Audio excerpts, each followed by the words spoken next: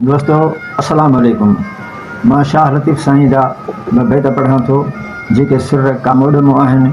शाह लतीफ़ भिटाईअ ते चूंड मज़मून उन्हनि मां वरितल आहिनि ॿई बैत जंहिंजो मज़मून निगार आहे अजमल बेग ऐं मिर्ज़ा कलीच बेग। उन में अर्ज़ु कंदो हलां त शाह लतीफ़ ॼाम तमाची नूरी निमाणीअ वारो ॼाम तमाची न, सिंध जो हाकिम ॼाम तमाची न, पर इन जी तशबीह ख़ुदि अलाह पाक सां ॾिनी आहे।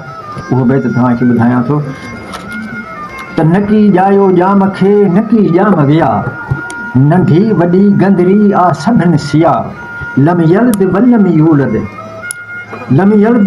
यूलद इहो निजात निया, किबिर किबिरिया तख़्त चमाची ॼाम जो।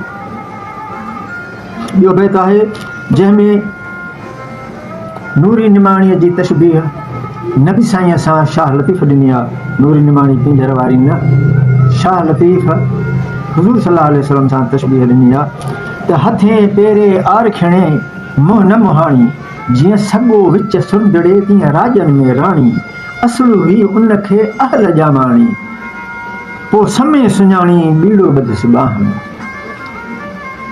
हक़ मौजूद जिए लतीफ़ जी ॿोली। दोस्तों अस्सलाम वालेकुम। मां शाह लतीफ़ साईं जा ॿ बैत पढ़ां थो जेके सुर कामोॾमो आहिनि। शाह लतीफ़ भिटाईअ ते चूंड मज़मून उन्हनि मां वरितल आहिनि ॿई बैत जंहिंजो मज़मून निगार आहे अजमल बेग ऐं मिर्ज़ा कलीच बेग। उन में अर्ज़ु कंदो हलां त शाह लतीफ़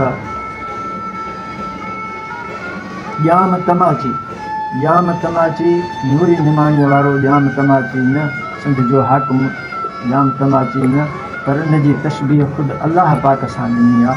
उहो बैत तव्हांखे ॿुधायां थो त नकी ॼायो ॼाम खे नकी ॼाम विया, नंढी वॾी गंदरी आ सभिनि सिया, लम यल्द वल्लम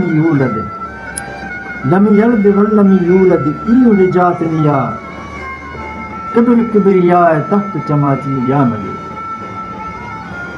ॿियो बैत आहे जंहिंमें नूरी निमाणीअ जी तशबीह नबी साईं सां शाह लतीफ़ ॾिनी आहे। नूरी निमाणी पिंजर वारी न, शाह लतीफ़ हुज़ूर सल्लल्लाहु अलैहि वसल्लम सां तशबीह ॾिनी आहे त हथें पेरे आर खिणे मुंहुं न मुहाणी, जीअं सॻो विच सुंदड़े तीअं राजनि में राणी, असुल हुई उनखे अहल ॼामाणी, पोइ समय सुञाणी ॿीड़ो ॿधसि ॿाह में। हक़ मौजूद जिए लतीफ़ जी ॿोली।